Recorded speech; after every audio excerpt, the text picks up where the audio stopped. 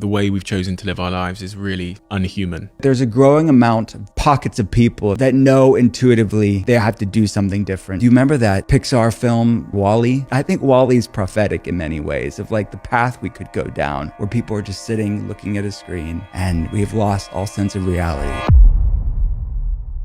Hearing all of this, it makes me feel so deeply that the way we've chosen to live our lives is really unhuman. And when I think about what we can do to change that from like a real systemic level, it seems like it might just be too big of a job because of the direction of travel of everything, technology, the way we're organizing our lives in terms of like cities and work and professionalism and social media, et cetera, et cetera. Are you optimistic that there's things we can do to change it? And what are those like real systemic things we have to do within our own lives as individuals, but also as a society?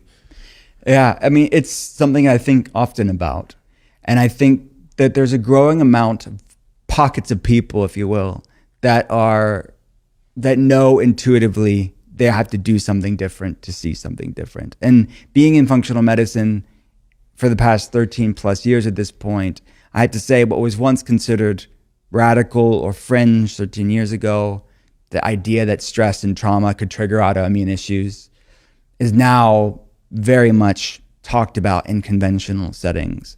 And that things that may have seemed woo-woo and strange 13 years ago now is being researched by reputable institutions. I talk about the research of the book around Shinrin-yoku, which is the Japanese term that translates as forest bathing, which sounds weird when you think of it in English, but it's actually a beautiful description, I believe, of the Japanese art of using nature as a meditation, using nature as a medicine, and how researchers show that just spending a few minutes in nature and taking it in with all of your senses, like a sensorial effect of nature, lowers inflammation levels, lowers stress hormones, balances the human immune system, actually improves the human microbiome because of the things you're smelling in and taking in with all of your senses.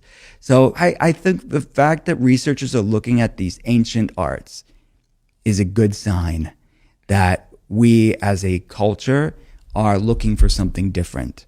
Because I think in many ways, do you remember that Pixar film, WALL-E?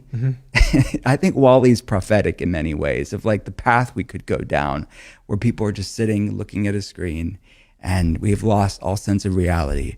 I think whoever wrote WALL-E, the people at Pixar, we can go a different direction. You know, this is such an interesting, strange question to ask based on what you've said, but I was just as you finished speaking then, I was thinking about how we know this stuff. Like, you know this stuff, yeah. I know this stuff. It's not in terms of like getting back to being a little bit more human in the way that we organize our lives. But I was going to ask you the question, like, do you do it? Yeah, I mean, to me, I don't think you have to pick between modernity and decreasing that chasm between genetics and epigenetics. So I live in a modern world. I run a telehealth clinic. So I use technology to speak to people around the world for the past 13 years, and we ship labs to them. And so I very much am a fan of technology, and people are listening to us right now around the world. I love the decentralization, the democratization of health information because of technology.